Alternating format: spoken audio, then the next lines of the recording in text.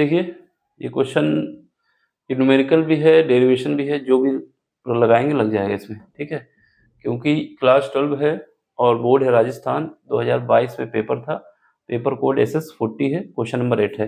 तो ये डेरिवेशन भी माना जाता है, ये न्यूमेरिकल भी माना जाता है, तो इसमें कन्फ्यूजन नहीं होना कि हम क्या बोल रहे हैं। इसने बोला है कि हमारे पास कौन-सा दर्पण है? अवतल दर्पण है। अवतल दर्पण तो है, जो इसकी फोकस दूरी है, जिसको स्मॉल f से लिखा जाता है, और जो इसकी वक्रता त्रिज्या है वो r है। इसमें ये बताया जा रहा है कि आपको ये सिद्ध करना है जो r है, ये फोकस दूरी का 2 टाइम्स है, दुगनी है। ये बात आपको प्रूव करनी है। तो इसको हम न्यूमेरिकल भी मान सकते हैं और डेरिवेशन भी मान सकते हैं, ठीक है? कैसे करोगे? सबसे पहले हमें पता होना चाहिए अवतल दर्पण की बात हो रही है, लेंस की बात नहीं हो रही है। तो अवतल दर्पण का जो डायग्राम बनता है ना, हमेशा याद रखना ऐसे बनाएँगे। उल्टा बना दोगे तो ये हो जाएगा उत्तल दर्पण का, ठीक? सॉरी, ठीक है ना? चलो, अब इसके बाद ये दर्पण जब बना दिए तो इसमें पॉलिश भी करनी होती है। क्या करना होता है? पॉलिश। तो इसके बैक साइड में पॉलिश कर देते हैं, तब ये अवतल दर्पण जाके बनेगा, जिसको हम लोग मिरर कहते हैं इंग्लिश में, ठीक है? कौन सा मिरर? कॉनकेव, कॉन्वेक्स नहीं कहेंगे, कॉन्वेक्स हो जाएगा उत्तल दर्पण। तो ये हमारा कौन सा है? अवतल दर्पण है, ठीक है? ये इसका क्या है? ये इसका मान लेते हैं पोल है, ठीक? इसका पोल है। इससे एक लाइन खींची जाती है जो इसके पोल से पास होती है, वो इसकी मेज एक्सिस होती है, जिसको मेजर एक्सिस कहा जाता है, ठीक है? तो ये इधर चलेगी, तो इसको हम मिला लेते हैं, इससे सीधी लाइन रहे, ठीक? तो ये हमारे पास बन गया।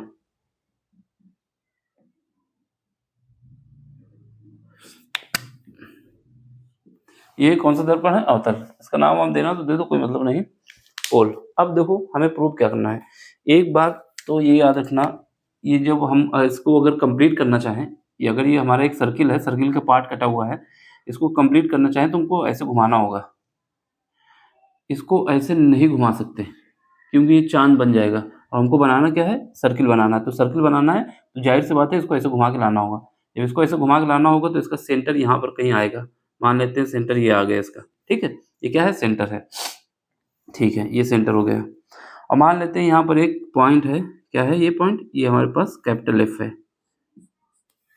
ये कैपिटल F क्या है? अभी समझ में आ जाएगा। ये कैपिटल F जो है, ये फोकस दूरी जहाँ से है, वहाँ से पॉइंट है, ठीक है? ये कैपिटल F है। ये हमारा क्या है? C है। C मतलब सेंटर है। ये सेंटर इस तरफ ही क्यों माना? क्योंकि ये जब इस सर्किल को पूरा करोगे ना तो ये ऐसे बनेगा, ऐसे नहीं बन पाएगा। इसको बनने के लिए ऐसे ही घूमना होगा, ठीक है? चलो, अब जहाँ से ये है पॉइंट, ये हमारी क्या है? ये हमारे पास इसकी पोल से डिस्टेंस मानी जाती है। कहाँ से? पोल से। तो ये डिस्टेंस कितनी है? ये हमारे पास रेडियस है। यही हमारी वक्रता त्रिज्या है। क्या है? वक्रता त्रिज्या है। और जहाँ से ये पॉइंट हमारा F है, यहाँ से जो दूरी होती है वो स्मॉल f होती है, और ये पोल तक की दूरी ही मानी जाती है। ये कौन सी है? फोकल दूरी है, ठीक? इतना समझ में आ गया। अब हम क्या करते हैं? एक लाइट इंसिडेंट करते हैं। लाइट इंसिडेंट करते हैं यहाँ पे, ऐसे लाइट मारते हैं, ठीक? यहाँ से लाइट, ये है और ये दोनों पैरेलल हैं एक दूसरे से। जो लाइट हमने इंसिडेंट की है, आपतित किरण की है, ये ऐसे गई, ठीक है? ये हमेशा याद रखना दिमाग में, ये लाइन और ये लाइन एक दूसरे के पैरेलल हैं।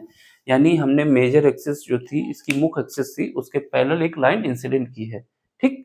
अब चलो, जब इंसिडेंट की है तो हमेशा याद रखना, जब भी हमारे पास सर्किल कहीं होता है, अगर हम सर्किल बनाएंगे, सर्किल हमारे पास होता है, सर्किल से किसी पॉइंट पे नॉर्मल ड्रॉ करते हैं, परपेंडिकुलर खींचते हैं अभिलंब, तो याद रखना वो अभिलंब हमेशा कहाँ से पास होगा? सेंटर से पास होगा। ये क्या है? अभिलंब। अभिलंब बोले तो नॉर्मल कहा जाता है, ठीक है? अभिलंब बोले या नॉर्मल इंग्लिश में कहा जाता है। तो यहाँ से अगर इस पे हमें अभिलंब खींचना है तो क्या करेंगे? यहाँ से लाइन पास होनी चाहिए, तो यहाँ से हम लाइन पास करा देते हैं,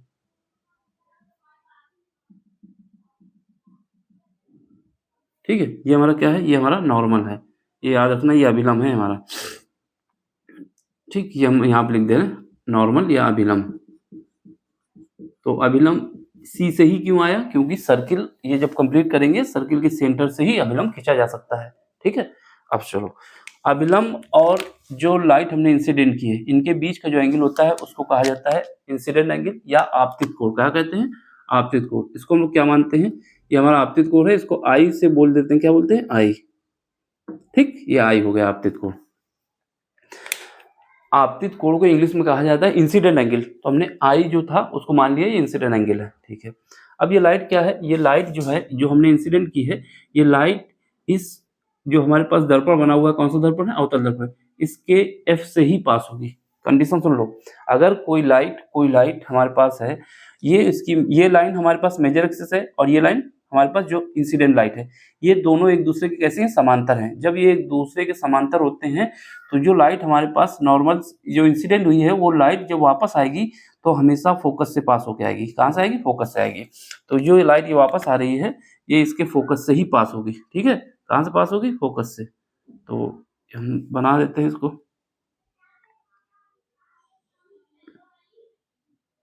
ठीक, थोड़ा सीधी खींच लेना, थोड़ा तिरछा हो रहा है।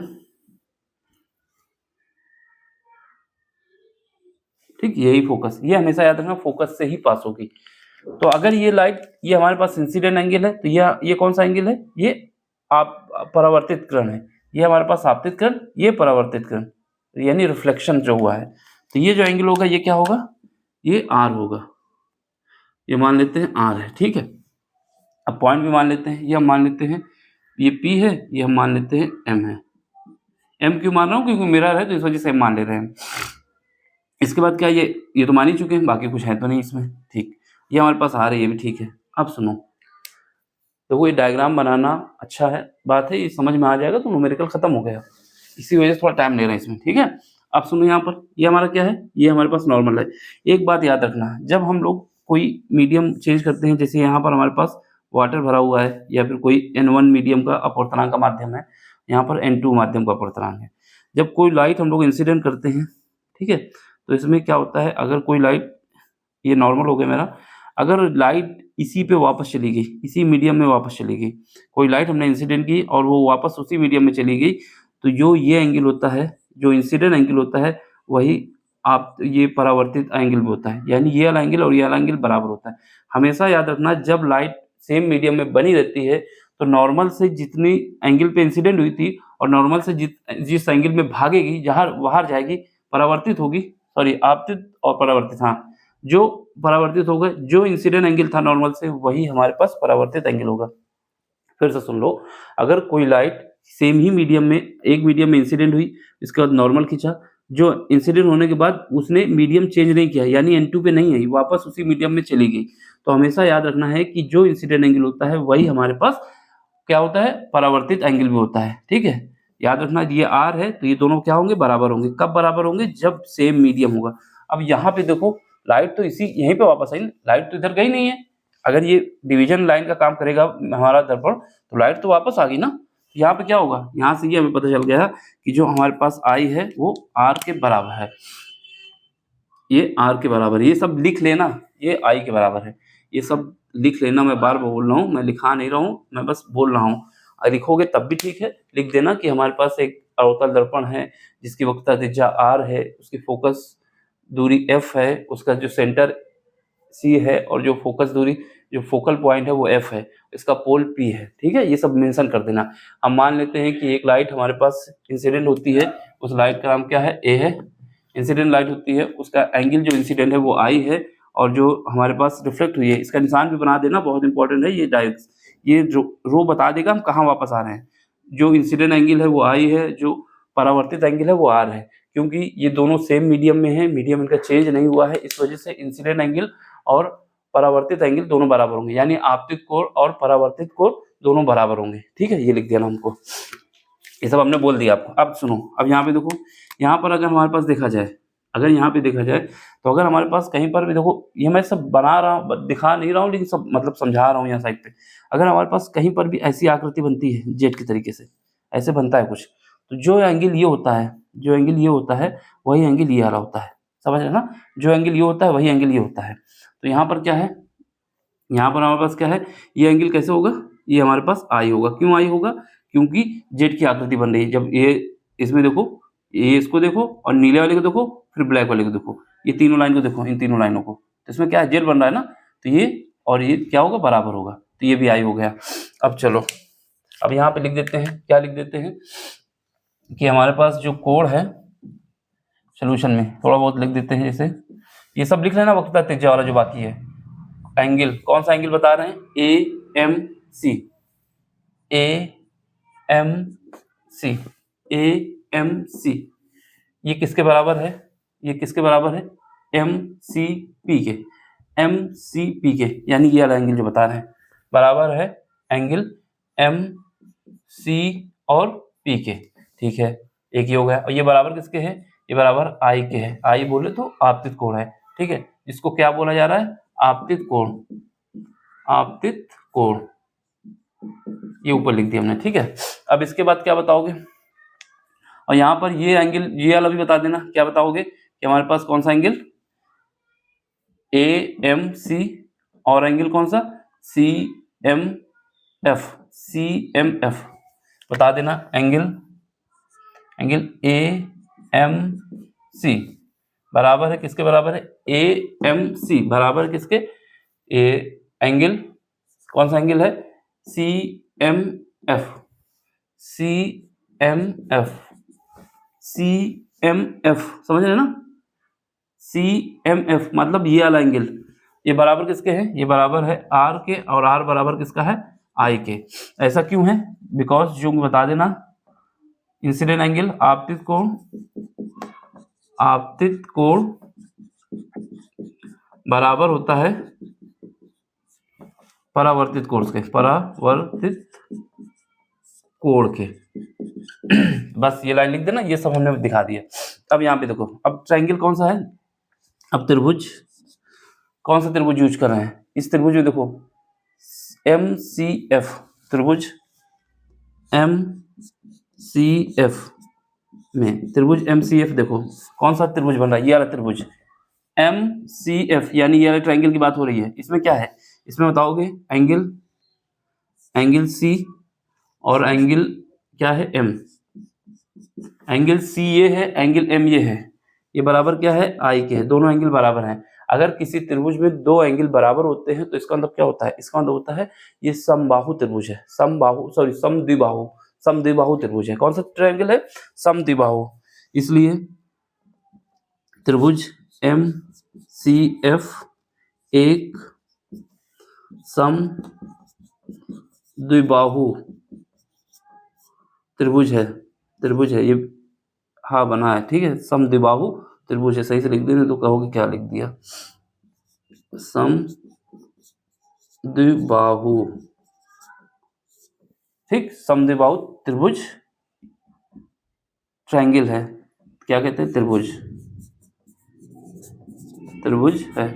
अब अगर समद्विबाहु त्रिभुज है तो इसमें क्या होता है, इसमें इसलिए क्या बताओगे, इसलिए बताओगे कि हमारे पास अगर समद्विबाहु त्रिभुज होता है तो इसके सामने की साइड ये वाली साइड और इसके सामने की साइड ये साइड, यानी यहाँ पर सी एफ और क्या है एफ एम दोनों बराबर होंगे, इसलिए सी एफ बराबर होगा सी एम के, सी एफ बराबर होगा सी एम के। क्यों बराबर होगा, क्योंकि इस एंगल के सामने की डायमेंशन और इस एंगल के सामने की डायमेंशन दोनों बराबर होती हैं। सब जब भी कहीं पर समद्विबाहु त्रिभुज बनता है तो उसके सामने की जो साइड होती हैं, इस एंगल या एंगल के सामने की ये डायमेंशन और इसके सामने इसके एंगल, इस एंगल के सामने की डायमेंशन ये, इसके सामने की क्या है, ये है हमारे पास सी एफ, और इसके सामने ये वाली के सामने की क्या है, इसके ये हमारे पास सी एफ है, तो दोनों क्या हो गए, सी एम और सी एफ बराबर हो गए, सी एम और सी एफ बराबर हो गए, ठीक है।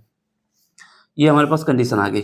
अब सुनो, अब अगर देखा जाए, क्या देखा जाए, यहाँ पे देखो, अगर हम देखा जाए, ये हम देखते हैं तो ये जो हमारे पास है ये, इसको हम मिरर को,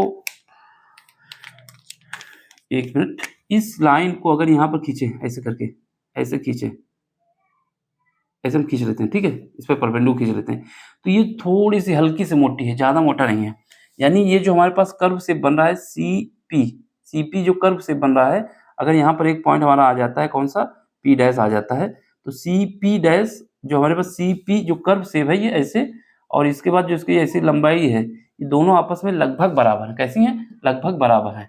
ये हमें मानना होगा, क्या मानना होगा, सी पी और सी पी और पी डैश अप्रोक्सीमेट इक्वल है, समझ ना, बराबर है, क्या है, इक्वल है। जब ये इक्वल है तो हमारे पास क्या कह सकते हो, इस वाली लाइन को अगर हम इस पे मारेंगे, इस वाली लाइन को इस पे नीचे लाएंगे, क्योंकि यहाँ पर बता देना ये इंपॉर्टेंट लाइन है, ये लिखना जरूरी भी है। यहाँ पर बता देना कि क्या है, यहाँ पर हमारे पास इधर ही लिख दें, यहीं पे लिख दो नीचे, इधर लिखो। अच्छा, यहाँ पर क्या है, P अप्रोक्सीमेट बराबर है, किसके बराबर है, M और P डैश के, या फिर इसको ऐसे लिखो, PM बराबर है किसके, P डैश M के, अप्रोक्सीमेट बराबर है। ये P डैश है, ये पॉइंट जो हमारा, ये वाला पॉइंट, ये हमारा P डैश है, इस पे जब लंब डालेंगे तो P डैश है। अब हम अगर इस लाइन को इस पे लाएंगे, ये जो लाइन हमारे पास है कौन सी, CF, इसको हम क्या करते हैं, इसको ऐसे घुमा के नीचे लाते हैं तो ये इस पे पूरा एडजस्ट हो जाएगी। इस लाइन को जब हम ऐसे घुमा के लाएंगे तो ये पूरी की तरीके से इस पे एडजस्ट हो जाएगी, समझ रहे ना बात को। इसलिए क्या कह सकते हो, इसलिए हम कह सकते हैं, इसलिए हम ये कह सकते हैं FM भी बराबर होगी, ये बात समझो। अब अगर हम इस लाइन को ऐसे ब्रेक करके यहाँ पे लगाएंगे, इसको हम एज्यूम करना है कि इस लाइन को जो ये कौन सी है, FM है, FM वाली को हम इस पे डालना चाहते हैं, तो क्योंकि ये दोनों अप्रोक्सीमेट बराबर है तो ये पूरी तरीके से इसी पे एडजस्ट होगी। जब एडजस्ट होगी तो यहाँ पर क्या बताएंगे कि ये FM के बराबर होगी। और FM के विषय में क्या बताया गया है, FM के विषय में बताया गया है कि FM जो है हमारा किसके बराबर है, FM जो है स्मॉल f के बराबर है, जो कि फोकस दूरी है, ठीक है, ये पता चल गया। अब हमने अभी बताया आपको, क्या बताया कि जो हमारे पास CF, ये कहाँ गया, CM कहाँ से लिख दिया हमने, ये CM नहीं, यहाँ पे गड़बड़ हो गई, ये साइड, ये वाली साइड और ये वाली साइड बराबर है, तो ये क्या है, FM है। यहाँ पे देखो जो गड़बड़ी क्या हो, देखो ये साइड और ये साइड बराबर होंगी, क्योंकि इसका एंगल और इसका एंगल बराबर है, तो ये साइड और ये साइड बराबर होंगी, इस वजह से यहाँ पर FM लिखना होगा, ठीक है, ये FM लिख देना, FM। अब हमारे पास क्या है, FM बराबर क्या आया, F आया है, और CF बराबर क्या है, CF जो है हमारे पास, ये CF और FM क्या आपस में बराबर है। अब यहाँ पे देखो CP, देखो CP बराबर क्या है, CP बराबर जो हमारे पास है यहाँ पर CF प्लस और क्या है, CF और ये क्या है, FP, P डैश कहें या P कहें, कोई दिक्कत नहीं, दोनों अप्रोक्सीमेट पॉइंट माने गए हैं। अब यहाँ पे देखो CF की वैल्यू कितनी है, हमको पता है कि CF जो है वो PF के बराबर है, CF जो है FM के बराबर है, FM और जो FM है वो किसके बराबर है, P डैश F के बराबर है, तो ये दोनों क्या हो जाएंगे, तो यहाँ से क्या होगा, ये हम यहाँ पर ये भी लिख सकते हैं, क्या लिख सकते हो, यहाँ पर CF हो जाएगा। देखो ये जो हमारे पास है CF FM के बराबर है, FM जो है किसके बराबर है, P डैश के बराबर है, जो कि अभी हमने बताया एडजस्ट करने के बाद, तो यहाँ से ये आ गया ना। अब यहाँ पे क्या लिख सकते हो, इसकी वैल्यू कितनी निकाली है, स्मॉल f, और CP की वैल्यू कितनी है, CP की वैल्यू हमारे पास ये क्या है, R के बराबर है, तो यहाँ capital R is equal to कितना आ जाएगा, ये F हो जाएगा, ये भी F हो जाएगा, बराबर कितना हो जाएगा, 2F हो जाएगा, और ये बराबर हो जाएगा रेडियस के। तो यही हमें प्रूव करना था, तो R इज इक्वल टू कितना आ जाएगा, 2F, जो कि फोकस दूरी के डबल है, ठीक है। तो इसको देख लो, समझ लो, लेक्चर बड़ा हो गया समझाने की वजह से, क्वेश्चन इतना लंबा नहीं है, बस ये जहाँ समझ गए तो जल्दी से हो जाएगा, ठीक है। इसको देख लो, समझ में आया तो लाइक शेयर सब्सक्राइब जरूर कर देना, बाकी अगर नहीं समझ में आया तो दोबारा रिपीट करोगे, समझ में आ जाएगा, ठीक। चलो मिलते हैं अगले लेक्चर में, समझ में आए तो लाइक शेयर सब्सक्राइब जरूर करना, बाकी कोई क्वेश्चन दिक्कत करता है तो टेलीग्राम में आना, ठीक। चलो bye, take care, thank you for watching. देखो अगर लेक्चर लंबा दिख रहा है तो स्पीड बढ़ा के उसको देख लेना, जल्दी हो जाएगा। Thank you for watching, screenshot ले लो।